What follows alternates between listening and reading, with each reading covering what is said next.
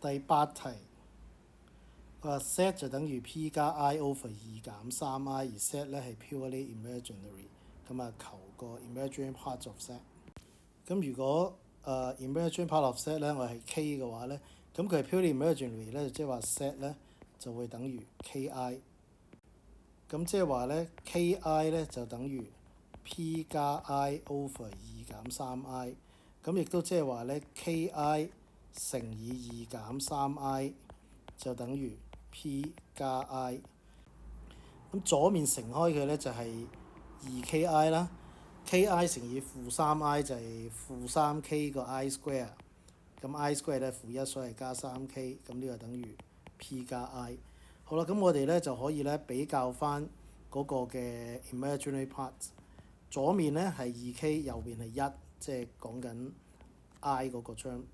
咁所以咧 K 就等於1/2。咁而家嘅 K 就叫 imaginary part， 所以個答案咧就係 C 係1/2。咁啊，除咗頭先嗰個方法咧，咁啊我哋仲可以用一個即係傳統啲嘅方法去做啦。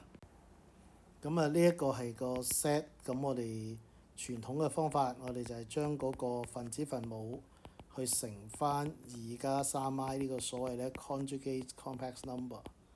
咁啊咁樣樣，咁啊分母咧就係2嘅2次方減 9I 2次，咁即係話咧4減9乘以負1，即係4加9。嗰個分子咧，咁我哋就會有 P 乘2係 2P 啦，P 乘 3I 即係 3PI 啦，I 乘以2就係 2I， 而 I 乘以 3I 咧就係 3I square， 即係負3。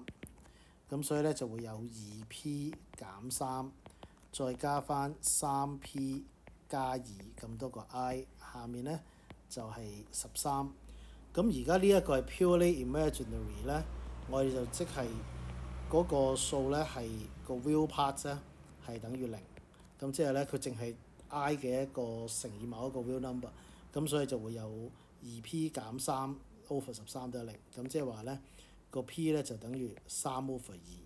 咁所以咧個 set 咧就會係2P 減3係0啦，咁就係3乘以3 over 2，再加2咁多個 I， 然之後咧就再除以13。咁啊上面嗰個咧就係3乘以3/2，再加2咧就係9/2，再加2，咁就係13。所以呢個咧係13 over 2個 I 再除以13，所以係1/2I。咁問嗰個 imaginary part 咧就係1/2啦。咁呢個方法咧就會比第一個方法會慢少少，咁但係呢個咧就係多數教科書咧都係會用呢個方法嘅。